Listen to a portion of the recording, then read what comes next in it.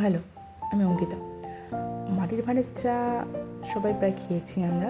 তো মাটির ভাঁড়টাকে ফেলে না দিয়ে আমরা ইউজ করা যেতেই পারে। এখানে আমি দুটো মাটির ভাঁড়কে মাঝখান দিয়ে মাটি দিয়ে জুড়ে দিয়েছি। এখানে তো মোল্ডেড ক্লে ইউজ করতে পারো। এরপর আমি মাটি দিয়ে পুরোটাকে কোট করে নিয়েছি এবং উপরটা সাদা দেখানোর জন্য আমি এখানে মোল্ডেড ক্লে শুধু উপরটুকুর জন্য ব্যবহার করেছি। তারপর আমি মোল্ডেড ক্লে দিয়ে একটা দড়ি, মাঝখানে যে ডুগডুগে যে দড়িটা থাকে সেই দড়িটা বানিয়ে নিয়েছি এবং দু প্রান্তে দুটো যে বল সেটাও বানিয়ে নিয়েছি মোল্ডেড ক্লের মাধ্যমে।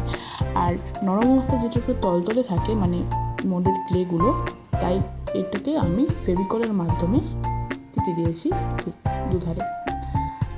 এবার রঙের পালা, তো জেসো বা হোয়াইট কালার যে কোনো কালার দিয়ে করলেই রঙ এর উপরে যে রঙটা হবে সেটা বেশি ফুটবে। তো আমি এখানে হোয়াইট কালার দিয়ে করেছিলাম এবং উপরে মাঝখানে কালো রঙের যে বলটা হয় যে ওই বলটা করে এবং চারদিকে কালো রঙের সুন্দরভাবে বর্ডার করে নিয়েছিলাম। এবং ডুগডুগি শেপ আনার জন্য যে কণাকণি যেগুলো করা হয় সেটা করেছিলাম ব্রাউন কালার দিয়ে এবং ব্রাউনের সঙ্গে সাদা মিশিয়ে প্রথমে করেছিলাম। বাট এটা ফুটছে না দেখে আমি ডাইরেক্ট একদম মাটি কালারটা ইউজ করে নিয়েছিলাম।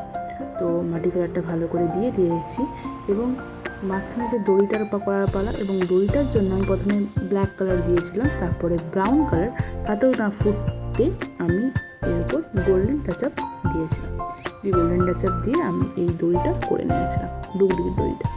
তো আমার মাটির ভাঁড় থেকে ডুগডুগি ট্রান্সফার হয়ে গেল।